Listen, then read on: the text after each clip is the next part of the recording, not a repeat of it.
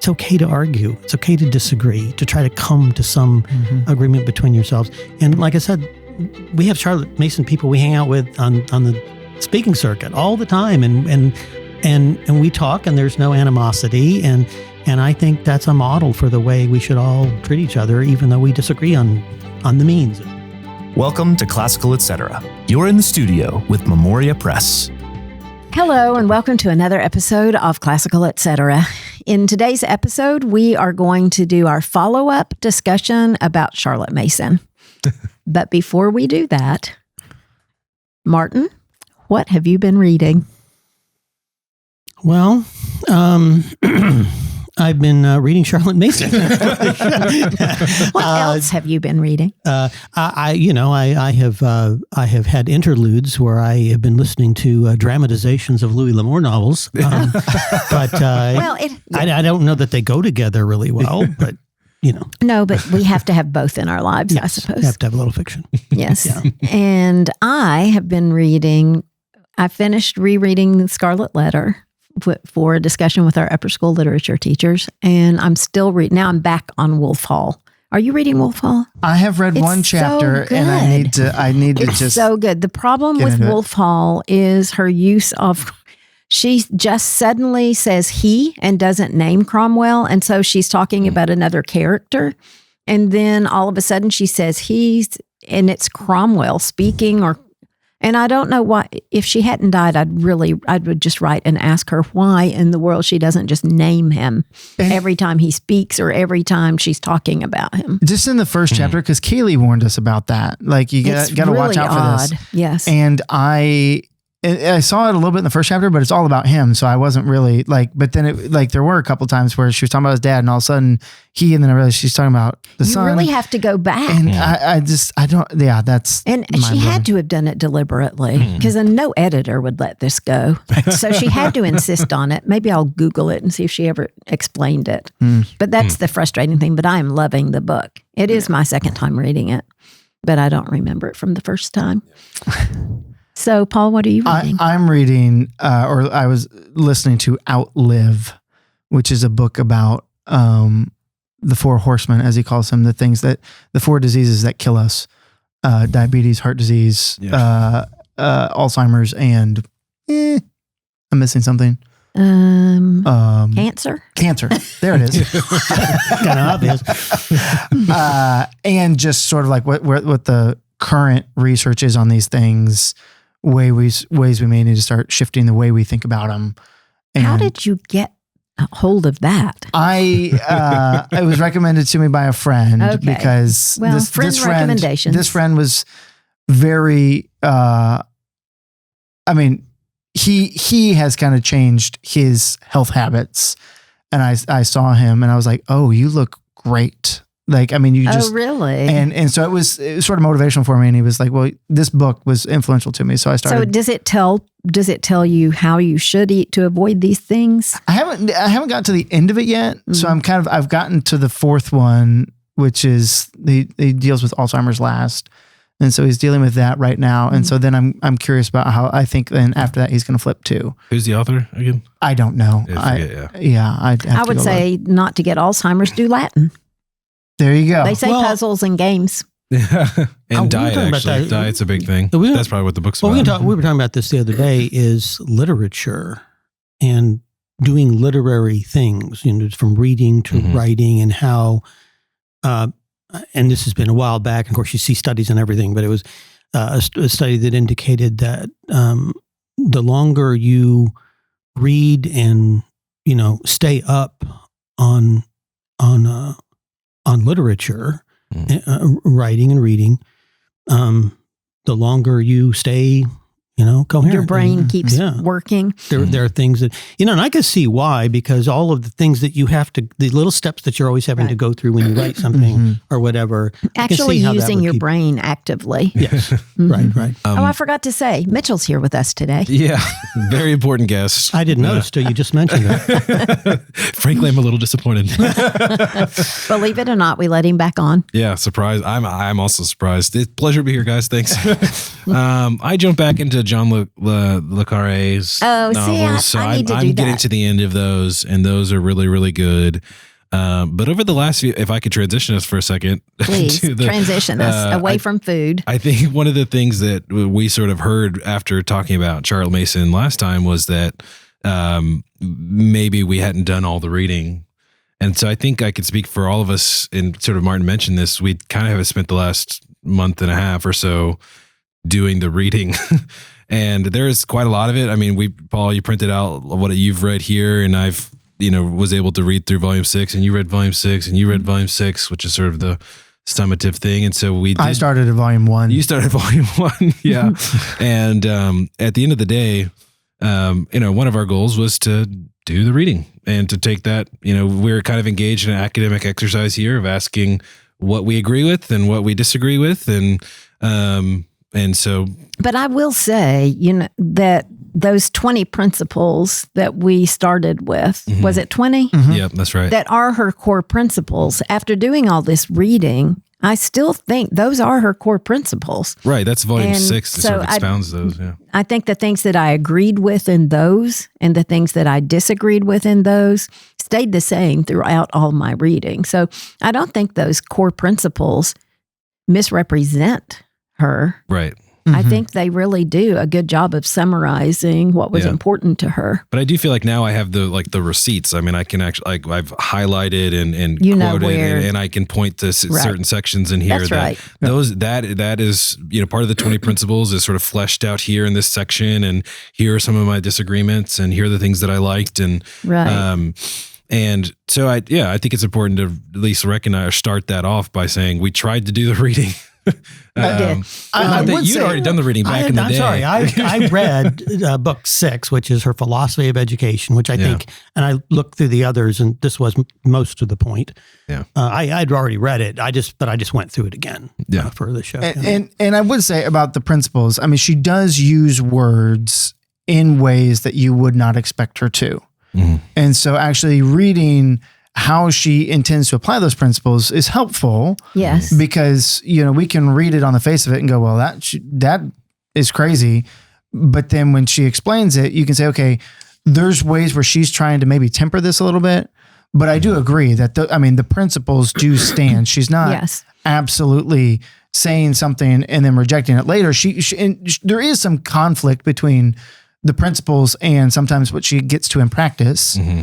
But I think overarching, like in a fundamental way, I agree with you on that. Right. Mm-hmm. Do you think in your reading, you obviously read more volumes than we did. Did anything become apparent to you about whether Charlotte Mason is classical? Well, that was our question, right? Yeah. Is she classical? And what I realized was if we define classical education in the scope of norms and nobility, which was held up and is still held up as a very important book in the classical movement, but it is hammering one specific thing: norms and nobility. Mm-hmm. Really, it's hammering that character education. Mm-hmm. And if that happens to be the fullness of what classical education is, mm-hmm. then I think there absolutely is a world in which somebody could argue coherently that Charlotte Mason is coherent with that. Yes, right? Is in that school. Can I be the one to do that? You want to argue that she's classical? Yeah.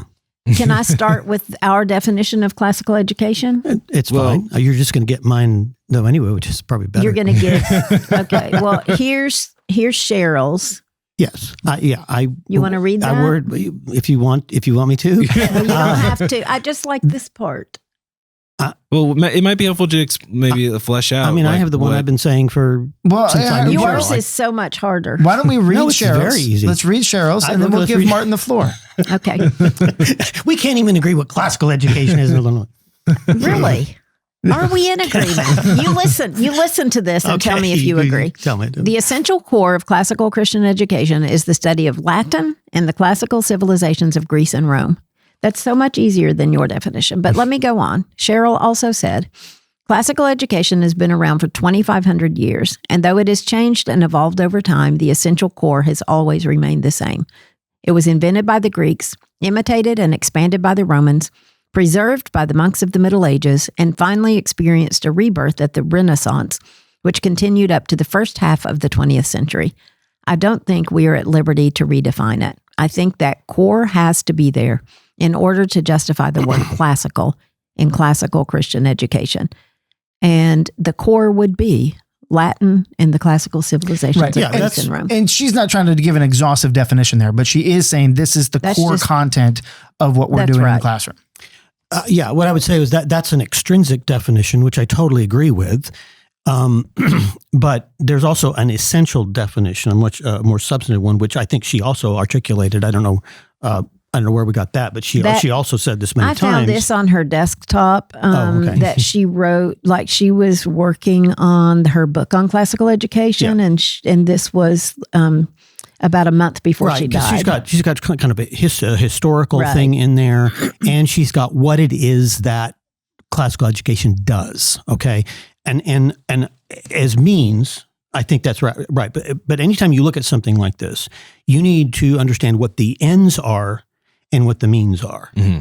So is the end of Charlotte Mason's education the same as the end or purpose of classical education? Okay. And I think if you ask that question, she's absolutely classical, because what is the end of classical education? The end of classical education is passing on Western civilization. Okay. And you do that culturally. The cultural aspect of that is that we're handing on a civilization. This is the big picture purpose of classical education. And the individual purpose is developing a human being, right? This is repeated through all the literature on this. Werner Jaeger and all the great books on this say this. Okay, so if we ask the question, is Charlotte Mason trying to do those two things? I think absolutely she's trying to do those two things. Sure. Right? Yeah, she does talk about like a virtuous gentleman, like a virtuous citizen trying to create and the work she's talking about passing on are Western Christian works. I mean, this is what she's doing. But I would say when she defines the goals of a liberal education, she does not actually say the passing on civilization. She says the magnanimity of character and the stability of knowledge. Mm-hmm. Right. So she's not looking for any kind of specific skill training. Mm-hmm. There's no skill training in the sense of the liberal arts. That's a different issue, right? Yeah. But I'm saying is she doesn't. When you say these are the goals of a liberal education or a classical education, she actually doesn't list those same goals. Well, she doesn't list them explicitly, but what she's doing absolutely does that. The work she's recommending. I'm just talking about what she says. This is what I know, but. So to me then, let me say something about Cheryl. I remember having conversations with Cheryl about Charlotte Mason. Cheryl was sympathetic, I think, to Charlotte Mason. She wasn't condemnatory in any way. I mean, I think a lot of what I've read I would agree with, but some of what I've read I would not agree with. Sure, absolutely. But again, is that the ends or the means? We'll talk about that. But I just, as an interlude here, I wanted to say, yes, Cheryl, I think, viewed her a little bit as a kindred spirit. Did we disagreed on how to do it, on the means?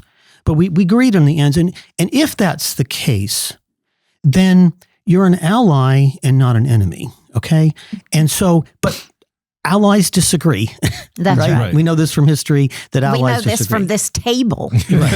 Right. So I wanted to frame it that way because I think that's important, that we are trying to accomplish the same ends, but the means to do it, we have differences of opinion on. Well, and we might, if we go one step further, there is some agreement on the ends of a classical education.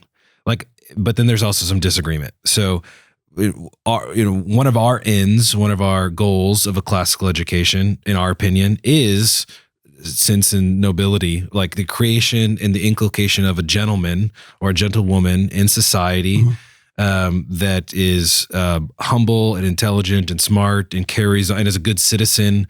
Right, that is one goal of a classical education. Another goal is that we would argue is there is a core content to Western civilization. Mm-hmm. There is we absolutely agree. Strong moral education, that is a goal of classical education. But we would want to say a classical education is at least one other thing, and that is not just a moral education, but a content-rich education. And that content is sort of fleshed out, as Cheryl says, by the Greeks, the Romans, the Christian Middle Ages, and the great books that have shaped Western civilization, by a training in the liberal arts, those skills that are necessary to acquire that knowledge to begin with. So can I shoot a middle road maybe between you two? Yeah. Which is, because Martin is saying that she does absolutely want content taught. No, she talks about knowledge. Knowledge is her thing. Yes. Right? She's really big about knowledge. Yeah. Mitchell's making the point of like the Greco-Roman heritage is very important. And in volume 6, she clearly states that now in volume 3, she's got sort of like what a child should know at age 12 and that sort of thing. And there is some Greco-Roman stuff in there. But in volume 6, what she says is basically the English works we have teach moral content, moral character just as good as the Greco-Roman. So let's just focus on the English stuff, right? And that I think is Mitchell's strongest point. Yeah. But I think Martin, you're absolutely right that she is all big about knowledge. But the rub with Cheryl's definition in Charlotte Mason is Cheryl's very clearly saying it's Greco-Roman. But again, this goes to the means. It's not a commentary on the shared purpose. Okay, because you're doing Greek and Roman to pass on your civilization. That's what you're doing, right? You want to read, and you want to read them in the original if you can. Absolutely. Well, she would not say that. Who? Charlotte Mason. She would not say you want to read them in their original. That's what I'm saying. But I'm saying that Greek and Latin, I think, are a means to our classical ends. I think we should talk more about means. Absolutely, definitely. No, but I think we should go. But we can't surpass this point that we do disagree a little bit on what the end goal is, because we think that there's a very important content. And the content itself is a goal. The content itself is a goal. The passing on that content. And right. That content is the best that has been thought and said in the Christian West. And I think that her emphasis on English literature to do that. What I'm saying is that she's trying to do the same thing with English literature that we want to say, and because we do think it's better done with some experience in Greek and Latin. But again, I was just trying to make that distinction between ends and means. Okay. Then when we get to the means, I think somebody said this. I'll just use the terms arts and sciences, arts being the skills that you're learning in classical education, that she is weak on the skills. She doesn't want to spend much time developing the liberal arts, the liberal skills. Right. Yeah. She wants to spend the time on the sciences, the bodies of knowledge that we have had passed down to us. So I think that's where, to me, the criticism we would have is aimed. It's at this a lack of understanding about the importance of skills and the importance of how to teach the skills. Well, I just want to clarify that you don't mean vocational skills. You mean it's because she's allied with us on this issue. That's right. Very much. It's not about job training or skill. Like that's not what we mean by skills. We would agree with that. Exactly. Right. What we mean are the liberal arts, the Latin word ars, the intellectual skills, like or techniques, right? The intellectual skills. The trivium, the quadrivium. Yeah. She says they're born with them. She says we're born persons, and we have these skills to know. And don't teach a moral lesson, because just let the children read, and they'll come up with it themselves. And that teacher is passive. Yeah, we disagree. Those skills have to be inculcated in the life of in the classical tradition, and that's why, like going back to the Middle Ages, there were all these manuals on how to teach grammar and logic and rhetoric, because the classical tradition has sort of always said that you are not born with those skills, that those skills there's a qualitative and quantitative difference between the mind of a child and the mind of an adult. And in order for that, the child of the mind, or the mind of the child has to be shaped and curated and developed, and has to be with practice and habit. And I think that's the means that we're, I think, disagreeing with on how do we achieve that goal of creating a society filled with gentlemen and gentlewomen that are moral, that are good citizens. And I think we observed this when we talked about her before, this is where she has romanticist tendencies. Now, she mentions Rousseau in her book on educational philosophy, and she pushes back. She properly pushes back, and yet I think she shares his sentiments greatly, you know, and she lays, I think, a little bit too much on the state of the child when the child comes to her. Okay. And I think, you know, this is the other thing about Charlotte Mason is that she's operating in a particular social situation in England at that time. And she doesn't have kids coming to her who are addicted to smartphones and all these other, and all this technology we have now and all that. People still have a lot of free time. So it's easier to do what she's talking about doing here in her time, much easier than it is in our time. Well, and because children come to us much different than they came to Charlotte. Yeah, Mason. And there's a big, I think, segment of the population in her day that is just not getting educated at all. Yes, that's correct. Right. And I think if she were to live today, I think she would. I think you're absolutely right. She would look around at the kids and go, they have no power of attention by nature. Right. But in her day, she was able to say that. Right. Yeah. I still really strongly disagree with the not rereading. I strongly disagree with the teacher. And that goes back to the means, right? It is all means. It is all means. So and I agree with Martin that her end goal is, I do agree with Martin that the end goal is the same. The way to get there. And this also has to do with teaching itself, right? Because in the classical way of looking at this, teaching is a rhetorical situation. There's the ethos of the teacher, there's the logos of the teaching, and there's the pathos elicited from the taught, from the student. And she's very pathos oriented. She's really, you know, it's the child and the child's active grasping of what the teacher is trying to teach, as if that's not a problem at all. It's not a problem at all to get your children excited. Well, and again, maybe that was easier then, but it's not easy now.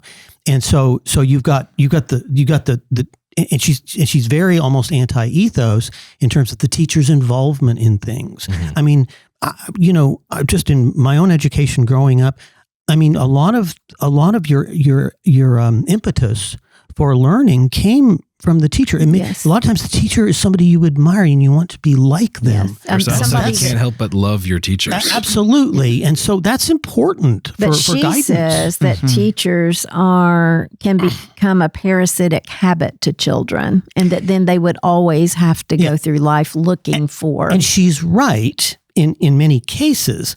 But one of the things I notice about her writing too is these false dichotomies. So both things can be true at the same time, and certain things can be truer now than they were in her time, and false or more false now than they were in her time. But I mean, I think she's right about that. It's just she blows it up. How is she right about that? That a teacher would be a bad teacher? Well, a bad teacher any teacher. I've experienced a lot of bad teachers. No. She's not talking about bad teachers. She's talking about active teachers, that you should leave your child alone to discover. And that if you get involved too much, then you become a parasitic habit. And the student then is constantly needing that in their lives. I think in her mind. In my life, I do still need mentors. And I love to have people helping me intellectually. Well, it goes back to why she says not do rereading. She said don't reread things, because if you let children do that, then they'll learn to not be attentive the first time. Right, they won't be. And so you're putting a crutch in their life that prevents them from learning. And the teacher is sort of viewed as a crutch to Charlotte Mason. No, I think in volume 6, it's very. This is what I'm saying. And I'd love to read quotes from it, but it's not worth the time. She's pushing back against the ethos aspect of teaching. She's pushing back against the involvement of the teacher, which she too much of a legitimate teacher's involvement she views as inappropriate. Right. And I think that's definitely a problem. And I think this is actually, because to me, reading through all this again, I realized that Latin is almost the symbol of the problem with her view of education, because Latin requires some didactic teaching, well, some memorization, some drill and practice. She says that about math and grammar, that the teacher should be actively involved when teaching math and grammar. Right. But not anything else. But there are many things that I think we would, we can just nitpick all the things we disagree with, which I think I started that actually. But there are things that I wrote down, like all knowledge offered is vital, that facts should inform ideas, knowledge over training, which I would think would be vocational training, which we would totally agree with, intellectual work in the mornings and nature study in the afternoons, totally what we do. A common curriculum, we don't agree on what that common curriculum should be, but we all do agree that students should have a common curriculum. That students should read worthy books by the great minds, look at good art, all of that, creating good citizens by nourishing the mind, the role of imagination, lifelong learning, narration we would agree with. Well, is that the first volume in our Pro Gymnasmata program? It's second. Fable and narrative. Fable, yeah. Which are both basically doing the same thing. They Absolutely. Are. So that's the thing is that. So there's both, but I think it's like anybody. I think it's like if we all sat down and read a book of the Bible together, there are going to be things that I interpret differently from you. And I think Charlotte Mason is the same way. She wrote so much. She was so prolific that I think any of us could sit down and write a dissertation about either agreeing with her or disagreeing with her, because you can pull anything out. There's so much there to pull. You can make your point. Whatever you want your point to be, you can make it, because it's so... I'm not comparing her writing to the Bible. Yeah. I'm just saying it's the same kind of thing. It is wide open for interpretation. Yes. It's very hard to read it. It's very hard for two people to read it and get the same things out of it. Yeah. And I would like to, my proposal on the way we close this episode, though we may not be ready to close this, is we all go around and we say one thing that like maybe the best thing that we felt that she was bringing to the table. But I want to point out two things. One is we've mentioned the rereading thing, and and I've in all of sort of the research, I was doing a whole lot of reading of Charlotte Mason directly, very little of reading what other people thought about Charlotte Mason. But I did hear somebody say, like, if she only insists on the not rereading in the narrative lesson, but not outside of that. And I would actually, where did that? I didn't read that. That everything I read, right? And that's my point, is that she is insistent on that not rereading, and I have reread that many times going through the volumes. Every other page, right? Yeah. And so I don't think that's a fair. Like, again, you can interpret it that way because you may find one spot in Charlotte Mason's, or two or three in all her writings, where she says, "Look, it's okay to go back and read this," but she is militant about that, right? Is. So I wanted to point that out. The other thing is her whole thing about habit forming. So when we talked about loving the teacher, like there's a whole section of volume 6 where she talks about fear and power and love and the different motivations somebody has to do something. And she really comes down, basically is saying, like, all of this needs to come from the student. Right. So us imposing fear or us imposing joy by giving them good marks or something is an external thing, which is a bad thing for them. And I think that is a very dangerous path to go when children, by any minimal observation of children, says, if you leave them to themselves, they are going to start making bad choices. And so, like, it is actually a helpful thing. And I think, it's been a while since I've read Aristotle's Ethics, but I think he talks about using external props to do something repetitively until that becomes the habit. Yeah. I mean, in politics, Aristotle's Politics, the preface to that is the Nicomachean Ethics. And the reason for that is because in order for you to understand what sort of laws you should have, is you have to first understand what the good is and how to pursue good. And the whole point of politics or politeia, and how you govern society is to create rules and structures that teach people how to live, that instill good habits. External stimuli. In the classical view of laws and rules, those things cultivate a virtuous people who have good habits. Like, why do we outlaw certain things? Well, because we want there to be a habit of people not doing those things, right? It turns out the reason why we set rules and guidelines for our kids, we don't suffer under the delusion that if we just have a rule for everything, we'll have virtuous children.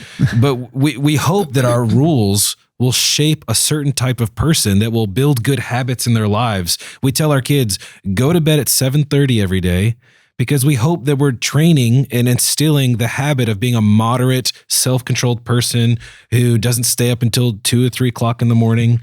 But look at those Wilder children. As soon as Ma and Pa left in Farmer Boy, they had a as soon party as the law the whole left. time they were Yeah, as soon as the law left. And those were good children. Yeah. Well, there's a lot of good children to do. And once again, I think here that's absolutely right. But whichever side you come on this, the more romanticist side, which is placing all the burden on the child, or the other one is all the control on the parent, that both of those can go wrong in two different ways. That goes back to your false dichotomy, right? I don't intend to say it's all on the parent. Right. Or the teacher. The child absolutely should take those external stimuli and internalize those. Yeah. Right. And it does take a conscious choice on the part of the child, I think. Which was why I like Aristotle's ethos logos pathos designations, because you're talking about a balance there.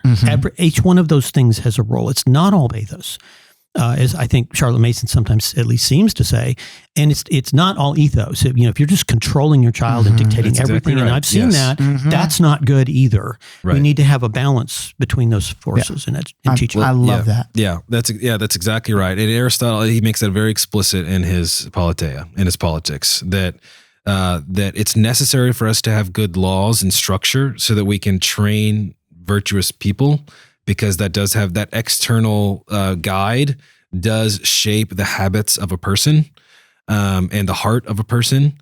But ultimately, the most ideal version of virtue is that it is a virtue of the heart that bubbles up, right? Mm-hmm. So someone who does virtuous actions because there are laws, and they someone who doesn't murder just because he doesn't want to go to jail is not a virtuous person just because he doesn't murder, right? A virtuous person. It's got to be in your heart. Right. It has to be a good of the soul, right? But there's a role to play in shaping that child and cultivating those habits in the life of the child. And that's where order and structure and guides and forcing a child to sit down and forcing them to go to sleep at a certain time and having a sort of rigorous structure. Yes, that could become a maniacal thing, but it also does have it shapes a certain type of student, right? It shapes a virtuous student. No parent lets their kid go to bed at 10 o'clock or whenever they want. Well, and right? to go back to Martin's point, Charlotte does want to form them in moral character. She does. Go ahead. I was just going to say, I think what we're saying is we do believe the teacher needs to be active, but we also believe that the student needs to be active. It's a both and. It is. It's both and. Yeah. And I think, what we're reacting to, because we're having this conversation, is her basically saying, if they read the stories, they will come to the conclusions, they will act that way. And she does say that in multiple places. And so, but I do remember a couple of places where she's like, in volume 1, she talks about if you want to teach a child not to slam the door, right? Like, you do have to consistently remind them every time, don't slam the door until they stop doing it. And so there is a conflict in the principle of they will figure it out if you give them the stories, but then you also need to do this over here. So I think in some ways she's trying to find a balance, but it seems to me like, as I was reading, that you need the parent to give those constant reminders and that training in habit on the moral side, but on the teaching content side, you don't need to do that. That you don't need a teacher who's giving the reminders, telling them how to do it, walking them through it, being the guide. Did you sense? Maybe. I read all of volume 1 and she's very insistent on, basically if you follow her directions perfectly, then all of this is going to follow. So that would go along with your case, right? Mm-hmm. Where if you have parents who have trained these children the first 5 years of their life to be a certain way, then the teacher doesn't have to do anything. The teacher, right? Right. But I don't believe that either, though, knowing just from my own personal experience with can I also my children. Say that we are reacting against a reaction? Okay. Charlotte Mason is reacting against something. Yes. What is it she's reacting? She's reacting against Mr. Gradgrind. Yes. Okay. There is this kind of teaching that Dickens is reacting against too. I was telling Paul about this yesterday. Well, and she brings up Dickens multiple times. Yes, she does. And this dry as dust, totally didactic, no pathos kind of teaching that Mr. Gradgrind is engaging in hard times, right? And Dickens, and I think this is very much shared by Charlotte Mason, identifies Latin as they use Latin as their example of this, right? Mm-hmm. And Dickens writes a short story called Holiday Romance, where this guy becomes a pirate and he's plying the waves of the China Seas, and he sees a ship flying the flag of ancient Rome. And so he goes to take the ship, and on the captain of the ship is his old Latin master, who he despises because of the drudgery he experienced in his class. And so he takes him and he sets him adrift on a little boat with a few provisions and a Latin grammar book, and then he goes and then he gets captured by cannibals, his former teacher. So he finds him on this island. They're about to cook him and eat him. And so he saves him, and then he sets him free on the condition that he never, ever teach any other student Latin under any circumstances, and you see, Dickens is lampooning these things. He's not hating on Latin, but he is reacting to this, the grinders. You see this in Dombey and Sons too. Rob the Grinder, the gerund grinders. They were where you sent your kids to get their Latin forms memorized, completely apart from anything else. All ethos, no pathos at all. And so I think we need to take account of this, is that's what she's reacting against. I think she goes too far in the other direction, because today it's really the opposite. Mm-hmm. It's not the emphasis on ethos that is the problem in our schools. It's not that they're too didactic anymore, because they're told in teacher training never to be didactic, right? Yeah. It is all pathos. The modern progressivism, which has taken over our schools, is child-centered. This is their slogan, right? And she's relying sometimes on some of the thinkers that end up producing. She quotes Comenius, who's a proto-progressive in here. She says, at any rate, the golden rule of which Comenius was in search has discovered itself, the rule whereby teachers shall teach less and scholars shall learn more. Now, again, I think that probably was a better critique. It was a good critique in that time. But things are different now, and we need the balance between those things. And that brings up a good point too, because when we started this, for us, this was to be an intellectual conversation, just like we have every day. If you were here in Memoria Press, I mean, every office you go to is having some kind of conversation where people aren't necessarily agreeing with each other. And it is not Gradgrindian, but we surely ask our students to stand up and recite their declensions, right? Yes, we do. They like it. Right. They like it. And there's a balance. They're proud of what they know. Yeah, absolutely. And it does show them what they know. Yeah. Yes. So, and it proves to them that they can do an incredibly hard thing. That's right. That's the other thing I was going to say was, they need to learn how to work, and they need to learn how to enjoy work. You can call it drudgery, but it's only drudgery if it's work, if you don't like it. But you need to teach kids how to like it, and they do like it when you make it a habit for them. But can I say one more thing about Latin? Because I think this opposition to that drudgery in learning really manifests itself most in her opposition to Latin. And in her, I'll just say that, in her philosophy of education book anyway, her grammar, the way to teach grammar is very underdeveloped. And I just want to put in a pitch for Latin, because Latin is she thinks you can do it in English. Grammar is very hard to do in English. It's just not a grammatical language. And to be able to do Latin in the way we do it, which is, we take time, it takes a while to learn Latin in our system. I don't think it's drudgery. My grandson doesn't think it's drudgery. He's doing it right now. Mm-hmm.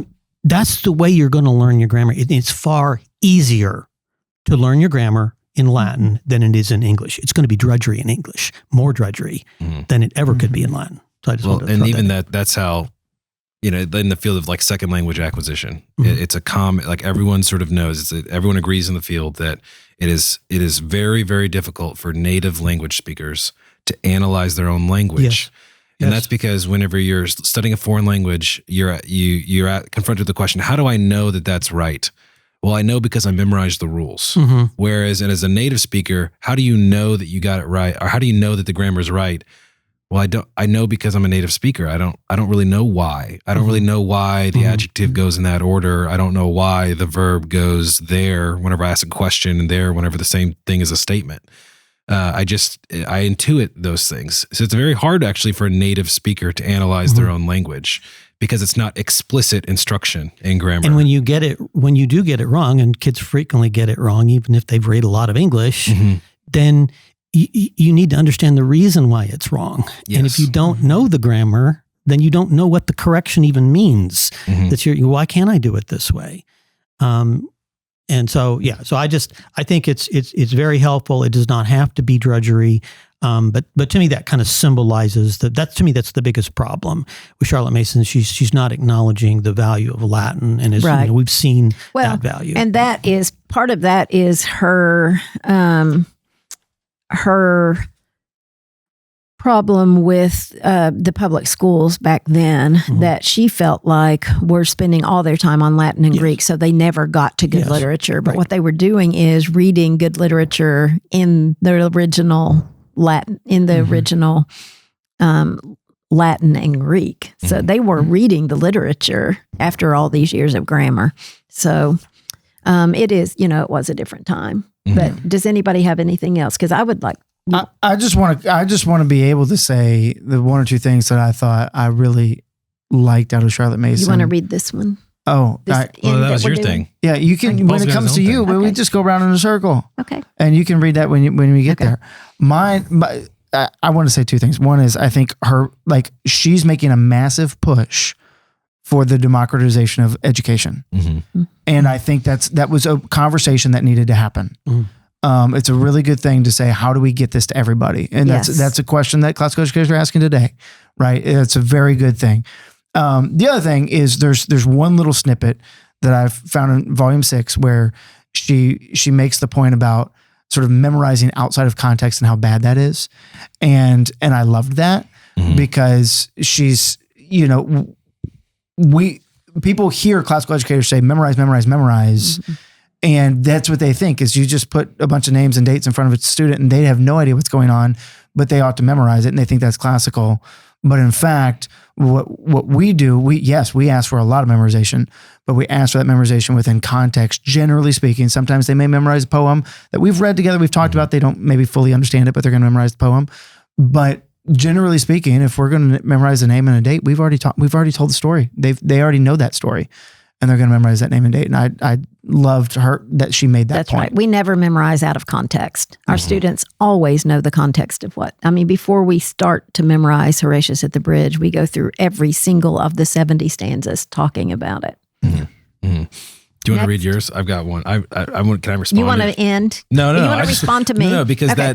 So this would be my most positive paragraph that I read that I think we would totally agree with.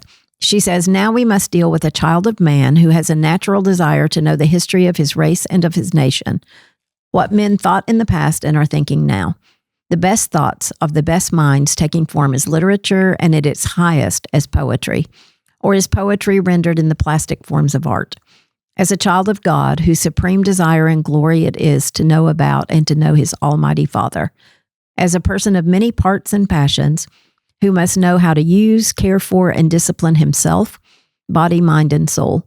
As a person of many relationships, to family, city, church, state, neighboring states, the world at large.